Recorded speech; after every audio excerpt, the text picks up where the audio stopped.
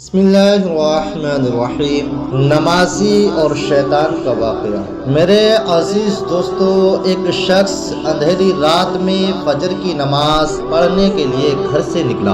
اندھیرے کی وجہ سے اسے ٹھوکر لگ گئی اور وہ منہ کے بل کیچڑ میں گر گیا۔ کیچڑ سے اٹھ کر وہ گھر واپس آیا اور لباس تبدیل کر کے دوبارہ مسجد کی طرف چل دیا۔ ابھی چند قدم ہی چلا تھا کہ دوبارہ اسے ٹھوکر لگی اور وہ دوبارہ کیچڑ میں گر گیا۔ کیچڑ سے اٹھ کر وہ پھر دوبارہ اپنے گھر گیا، لباس بدلا اور مسجد جانے کے لیے دوبارہ گھر سے نکلا۔ جیسے ہی وہ اپنے گھر سے باہر نکلا تو اس کے دروازے پر اسے ایک شخص ملا جو اپنے ہاتھ میں روشن چراغ تھامے ہوئے تھا۔ چراغ والا شخص جب چپ چاپ نمازی کے آگے مسجد کی طرف چل دیا۔ اس مرتبہ چراغ کی روشنی میں نمازی کو مسجد پہنچنے میں کسی دشواری کا سامنا نہیں کرنا پڑا۔ وہ خیریت سے مسجد پہنچ گیا۔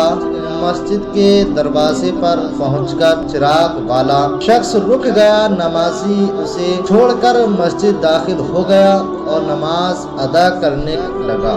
نماز سے فارغ ہو کر وہ مسجد کے باہر آیا تو وہ چراغ والا شخص اس کا انتظار کر رہا تھا تاکہ اس نمازی کو چراغ کی روشنی میں گھر چھوڑ آئے۔ جب نمازی گھر پہنچ گیا تو نمازی نے اجنبی شخص سے پوچھا، آپ کون ہیں؟ اجنبی بولا، سچ بتاؤں تو میں ابلیس ہوں۔ نمازی کی تو حیرت کی انتہا نہ رہی۔ اس اجنبی کی یہ بات سن کر نمازی سوچنے لگا، ابلیس شیطان کیسے مجھے مسجد تک چھوڑ سکتا ہے؟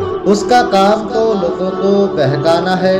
تو اس شخص نے بڑی حیرت کے ساتھ ابلیس سے پوچھا، تجھے تو میری نماز رہا جانے پہ خوشی ہونا چاہیے تھی، مگر تم تو چراغ کی روشنی میں مجھے مسجد تک چھوڑنے آئے۔ ابلیس نے جواب دیا کہ جب تمہیں پہلی ٹھوکر لگی اور تم لباس تبدیل کر کے مسجد کی طرف پلٹے تو اللہ تعالیٰ نے تیرے سارے گناہ معاف فرما۔ جب تمہیں دوسری ٹھوکر لگی تو اللہ تعالیٰ نے تمہارے پورے خاندان کو بخش دیا، جس پر مجھے فکر ہوئی کہ اگر اب تمہیں ٹھوکر لگی تو اللہ تعالیٰ کہیں تمہارے اس عمل کی بدولت تمہارے سارے گاؤں کی مغفرت نہ فرما دے۔ اس لیے میں چراغ لے کر آیا ہوں کہ تم بغیر گرے مسجد تک پہنچ جاؤ۔ اس شخص نے جیسے ہی یہ بات سنی تو اس نے اللہ تعالیٰ کی بارگاہ میں